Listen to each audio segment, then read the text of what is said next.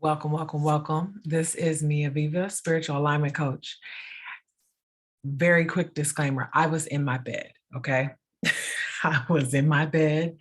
I was looking at my phone. I was watching videos on YouTube. I hopped on a really quick live with Myron Golden really quick. He was talking about Bible principles. I was super into it. And this has been hitting me really hard for the past few hours.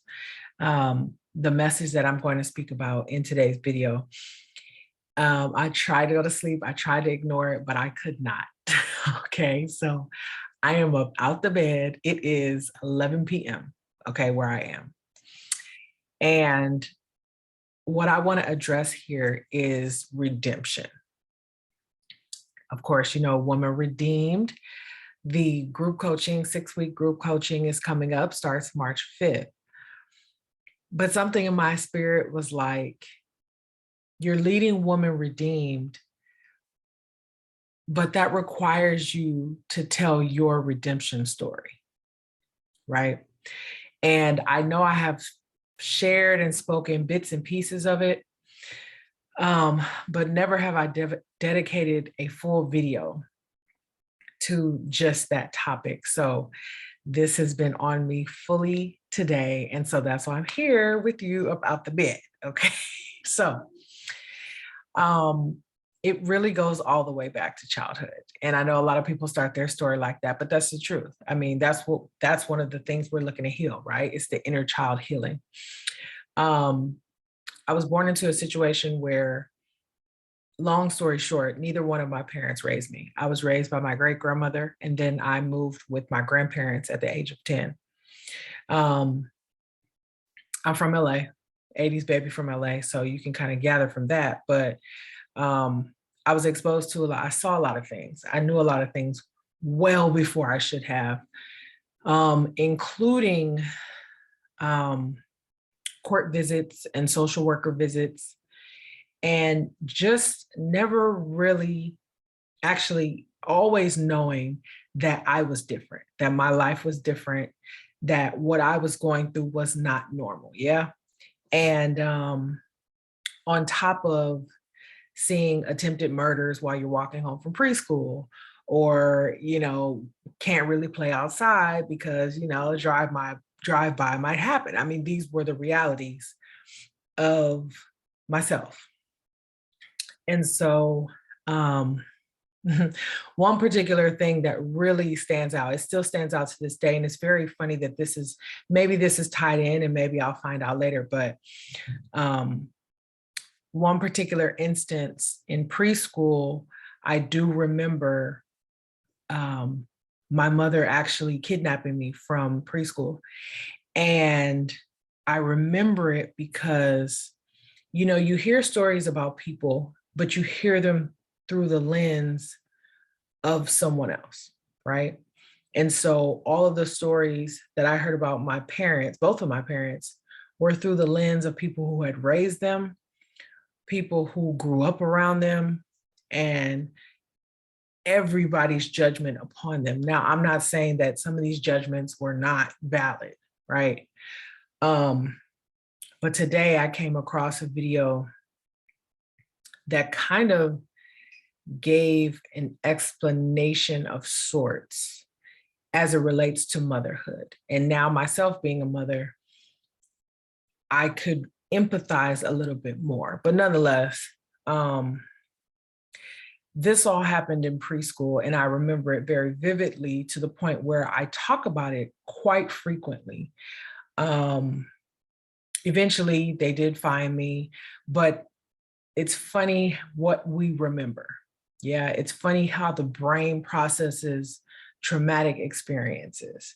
And I remember visually going out of the door that nobody went out of at my preschool. I remember getting into the car.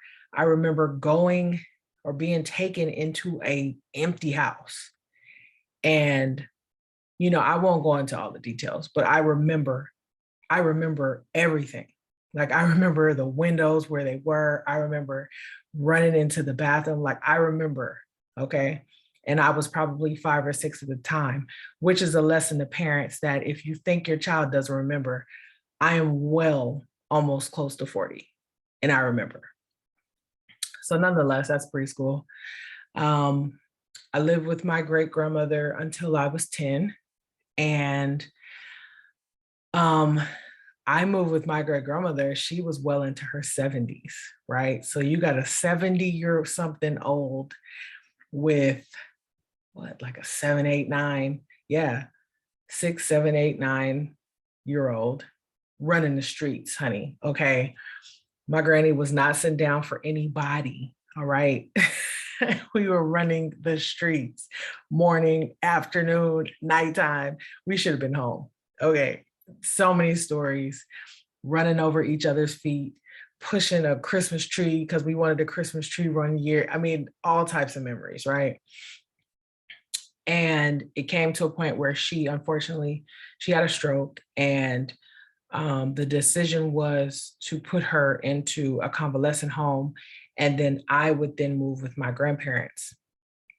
And it's also a funny thing about guilt, which has been another realization in terms of my own mothering and all of the guilt that I feel as a mother. I actually realized it went back further to being 10 years old and having guilt of leaving my granny, right? So it's important to note how these feelings layer upon each other. And they show up in ways later on in life, especially as it relates to a childhood occurrence. And now you are now raising a child. It's just, life is funny that way. But so now I'm living with my grandparents, and I had a pretty good middle school, high school, like very good. Okay. The only thing was I still had the court visits, and I still had the social workers who loved to show up at school for a middle schooler who already didn't like middle school. And then all your friends are seeing this woman showing up, like, no offense, but it's like, why is this white woman showing up? Like, what's she here for? Right. So that's just being honest. That was my experience. So that was another shame thing. And I'm telling you this because this is real life. This is my experience.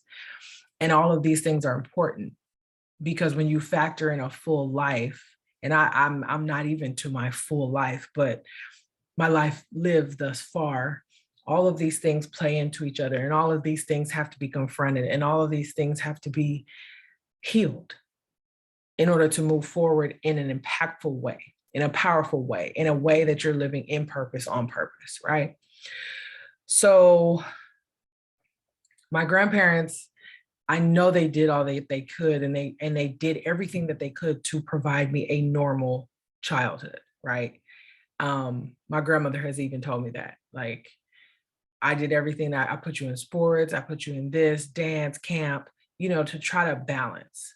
And that's what any human being would do. You're going to try to balance these things that has happened to this little child of no fault of their own, right? But those limiting beliefs were already there. Those stories that I told myself to make it make sense were already there, right? So I'm already functioning in a certain mindset that is not going to be undone until many, many years later, right? So the self holding back, the self guilt, the self shame, all of these negative self-sabotaging thought patterns had already been established. We move forward.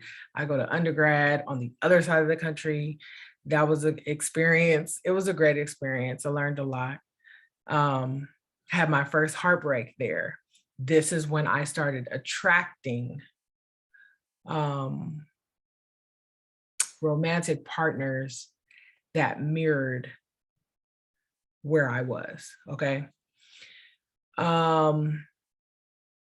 Undergrad was good though. Studied in Paris. I started a step team that's still going strong today. Shout out. Learned a lot of lessons, met a lot of people, was exposed to cultures that I had knew nothing about, right? And so undergrad happened. I graduate, I moved to DC, I teach in DC, and then I come back home after a year. And this was the first time where I truly experienced something as it relates to family that really put me in a very deep sadness. And at the time I was like 22, 23. So I really didn't understand it. I didn't, but the occurrence happened. And essentially I was reprimanded for expressing what I wanted, or I was what I felt like I needed or I wanted at the time in terms of growth and personal development or just exploring. It didn't line up with the plans that were in place. And so thus the consequences of that were unsupportive. It is what it is. And so from that event, all parties involved were affected. And how I was affected was I dissociated with my family. Lived with friends. I then circled back around and attracted another person who reflected the brokenness. I enrolled in grad school, got into grad school, and I was like, this is not really hitting, because I'm taking out even more loans. And what job is going to compensate me enough to pay off all these extra loans, right? I already have loans from undergrad. So I'm adding to the loans, not even sure if I'm going to be able to pay off the loans. Doesn't make sense. I'm about to go buy a house on the other side of the country because that made sense, right?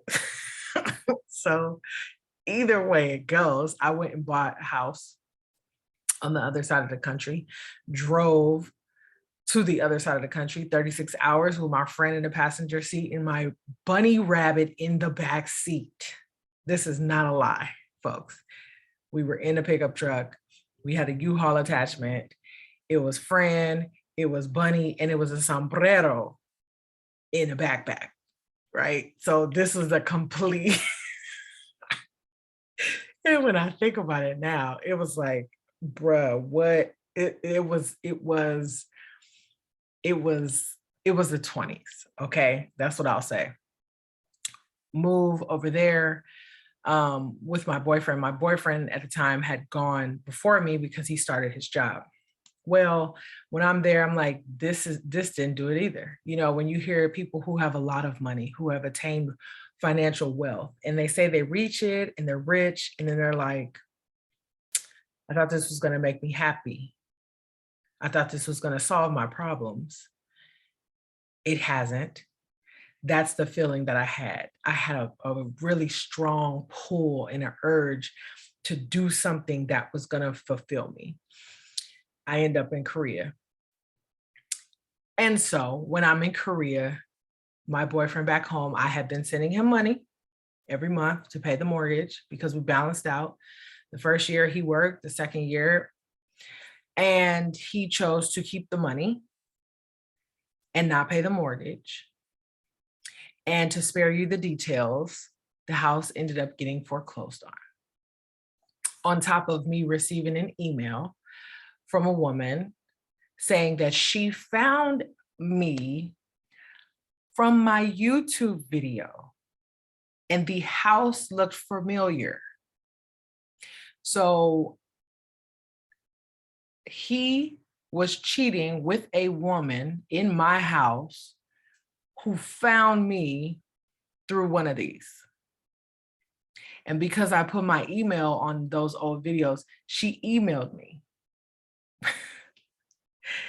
So after the email, something in my spirit said, you need to call the bank. I'll never forget it. It was my first year. I was in Donghae. It's like, you need to call the bank. I call the bank. She looks up my info and she's like, yeah, the mortgage is behind 5 months.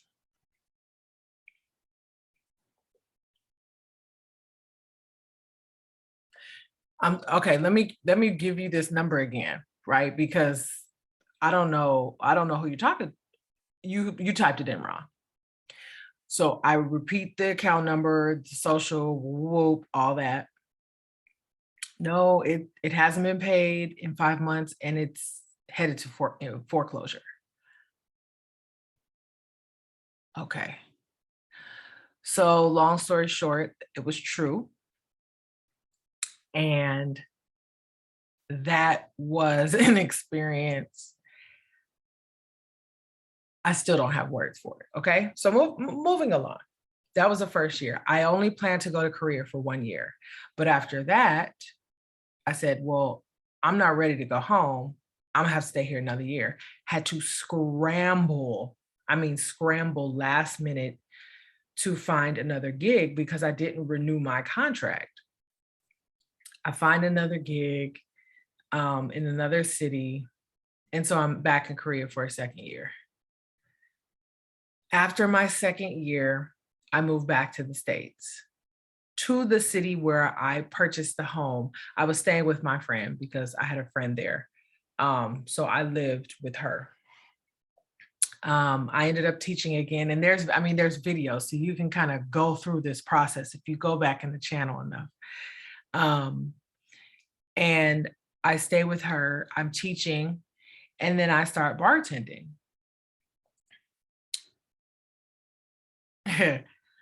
I meet someone while I'm bartending.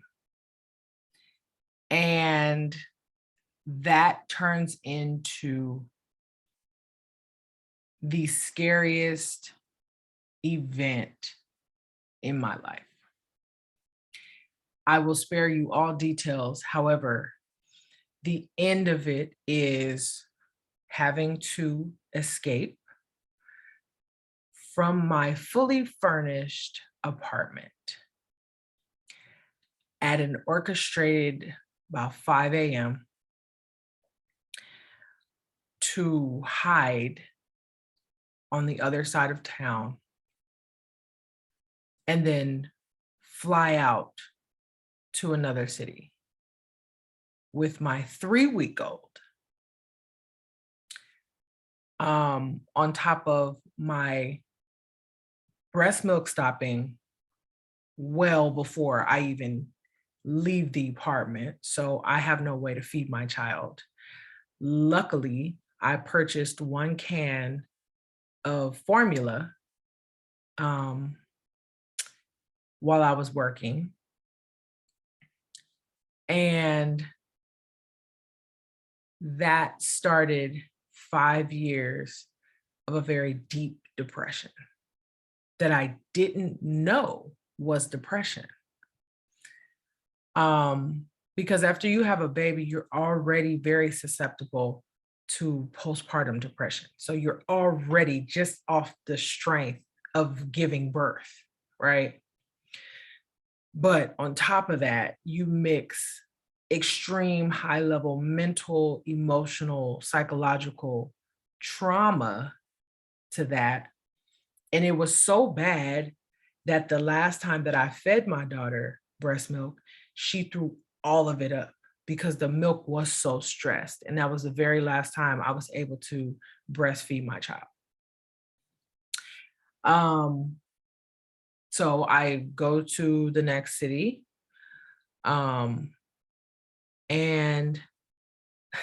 I then have issues with the person that I'm staying with and had to move out of there. then to have to move with another family member. And then that ended up working out. But there were very unresolved, very deep-seated issues between me and that family member that I had to work through while still trying to work through everything that had happened. It was a whole cluster, okay, to say the least. Last year was, and mind you, that felt like rock bottom, right? But I'm gonna explain to you the difference. Last year, I was thrown headfirst into a dark night of the soul. Shadow work, dark night of the soul, all of it, throw it all in the pot, just get her going, right? And one would think that that situation over here with him would be the worst. But it's not. And it wasn't, it was in a different way. With him, it was external, right? I could escape. I did escape, right? With the help of a family member, I escaped, which I am to this day very grateful for. So there was always hope. There was, hope and just a little bit of knowing like I will be able to at least get away physically, right? I didn't know the psychological or emotional damage that was going to stay with me. I didn't know any of that at the time. In the time of chaos, you just have to act, right? You have to act, you have to do what you have to do to survive. You got to figure it out. When I speak about the dark night of the soul and shadow work, that is internal. And the way that that lands and the way that that is experienced, it's so much worse, in my opinion, because you don't see any hope. It's almost like, I was talking to my friend the other day, and I used to say, like, I went below bottom. Like, I was below bottom. And she was like, yeah, I didn't know rock bottom had a basement. So pretty much it's rock bottom has a basement. That's where you go, right? But what makes it so bad is it's your basement. It's your rock bottom. So you can't get away from it. You can't get away from yourself. And you're forced to face demons. And these are demons from however long that you are. And depending on your beliefs, could even be past life stuff, could even be, memories, because I have had dreams where I've figured out who people are. So, and when I say who people are in this life, who they were to me, because we have relationships oftentimes where we really don't understand, why don't I like them?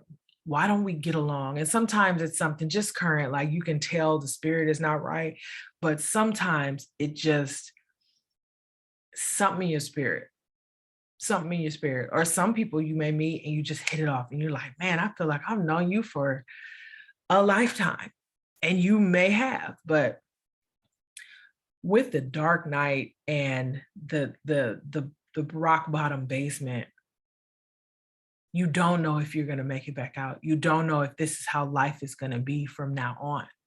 You don't know why this is happening. You don't know where it came from. You thought you healed. Honestly, you get thrown in and you're like, whoa, hold on, hold on, right? But what I do understand is that those who go through it are being called. They're being summoned.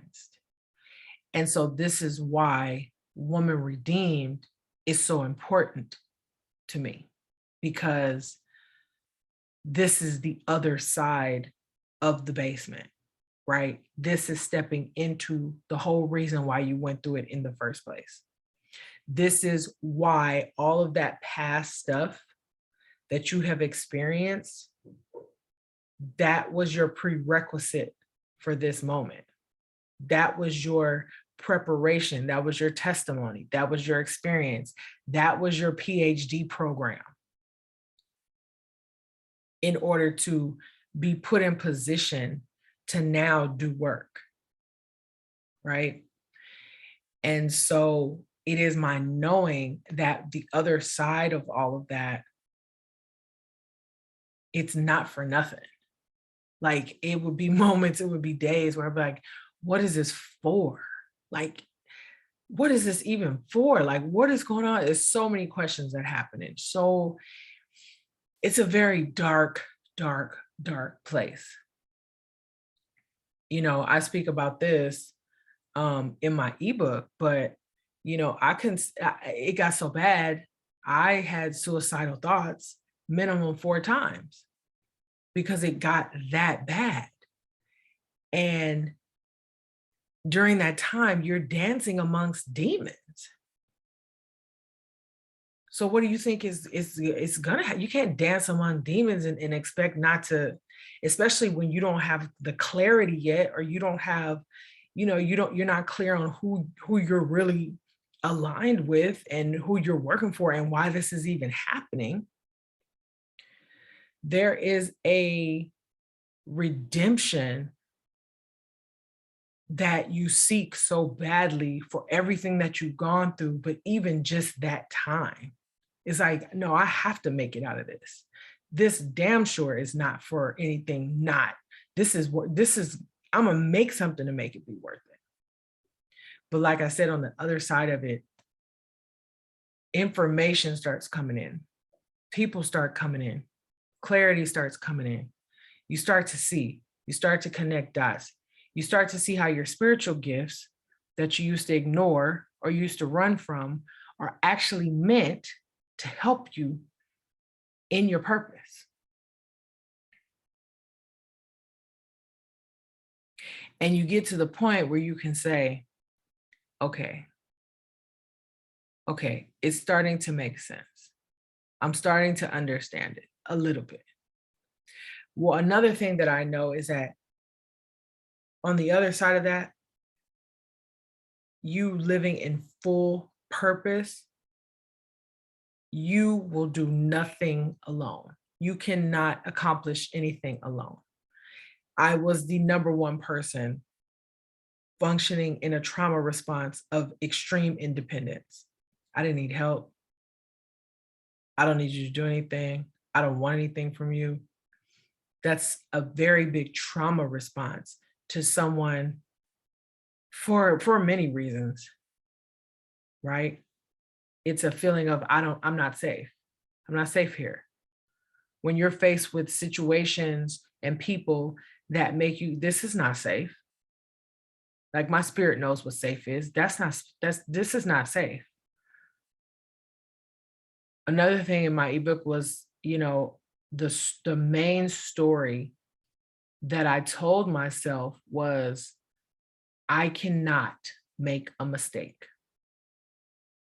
I cannot make a mistake. If I make a mistake, it means that a phone call can be made and I can get picked up and be taken somewhere, God knows where, and be gone forever.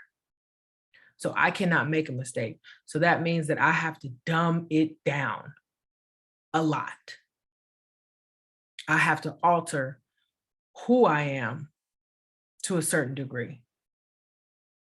Because if it doesn't, or if it triggers, or if it's not, then that could mean, you know, something that isn't liked. And that's not to say that I was threatened or anything. I wasn't threatened. There was one instance where it was brought up, and I think that instance is what snapped it into my head, like, oh, this is serious. If somebody gets pissed off enough at me, I can be gone. So it was from that mental space of feeling disposable that I carried with me until that dark night where I had to face it. So the quest for redemption in life comes from these main themes that I've shared in this video. And that's not even all. That's not even all of it. But those are the very biggest milestones, some of the biggest milestones that brought me to a point where I created stories, or I had a trauma response, or I had events in my life that confirmed the stories that I had told myself. And the meeting in the basement with myself was pretty much God saying, okay, it's time. And this is your initiation to step into leadership. And I have talked to other women who have been brought to their basements as well. So Woman Redeemed is for the woman who has been brought to her basement, and now it's time for some action. But there's still a little bit more introspection that needs to happen. There's a little bit more fine tuning. There's some eliciting of purpose and gifts, and the last little bit of remnants of thought process and limiting beliefs. And how do you view money? What's your relationship with money? How do you view your worth? What, you know, it's a fine tuning. It is an iron sharpening iron, but it's a very different type of iron. All irons involved have gone through the same initiation. And that's the initiation of having to confront the darkest part of yourself, the darkest parts, because it's not just one, right? My other video, New Levels Require New Iron. This is a group of women who have fine-tuned their iron enough to get to the point where they know that their purpose is great. And they just need that little bit of final pruning to just send them going.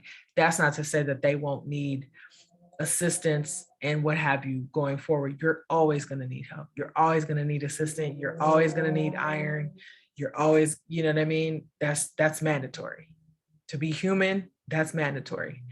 But specifically, Woman Redeemed is for those seeking new iron, to get them fully into their purpose as much as they can be in this stage of their life. As simple as I can put it. But like I said, Spirit was like, you need to get a little bit transparent. You need to tell the truth. You need to tell the story. I was on a coaching call. You want to talk about manifesting something. A couple months ago, I came across a coach. And when I tell you, I have watched every video that I can from this man. And a couple of months ago, I said, this is my dream coach. This is my dream coach. And this coach is not inexpensive, like by any means, you understand? But one day, Spirit led me to watch one of his videos again. And he mentioned something in the video, and I stopped it. I went to go look it up, and there was a link at the bottom introducing a program. Lo and behold, the program started 2 weeks after that and was not his typical price. And I grappled with it because when you have limiting beliefs, you sometimes have those little remnants of that, I don't know if I should, I really wanted to, oh, I meant, you know what I mean? It's a struggle. It's an internal struggle. But I said, you know what? Spirit brought me to that article. Spirit brought me here because I tried to look for the link on my laptop and other devices, and I couldn't find it. It felt like it was almost hidden, low-key. I tried multiple devices to find the link, to look at it from somewhere else, and I couldn't find it. I had to go through that first phone that I looked at it. So I said, okay, I was brought to this. I was brought to see this link. Well, fast forward, last week, the call averages about 150 people. It's a Zoom. And the end of the coaching call, he Q&A. And at first I hesitated because I was like, I don't know if this question is gonna make sense. I was trying to, you know who's trying to block me from that. I said, F it. And I raise my hand in the Zoom. Now, by this time, it's about 6, 7 of us, and we have 5 minutes left. I said, oh, he's not, So I was sitting there and I was listening to him coach someone else. And all of a sudden, I hear my name. And I'm literally like trying to go. And this man coached me one-on-one in front of 150 people to tears, to then confirm something that had been dancing in my experience for the previous 2 weeks. So God used him as the ultimate confirmation, because again, I said, this is my dream coach. So I heard from my dream coach what exactly I should be doing. So when I say, once the clarity comes and once the understanding that you can't do it alone comes, people will show up, ways will show up, pathways will be cleared, right? So these are the things that start to happen for you when you get clear, when you make a decision to heal, when you make a decision to step into leadership. Anybody who goes through a dark night of the soul realizes at some point that everybody doesn't experience that. Some people will look at you and stare at you and have no idea what you're talking about. And they'll be like, oh, okay. Right? It might be safe to say it's a select few. And it's a select few because not everybody is meant to lead.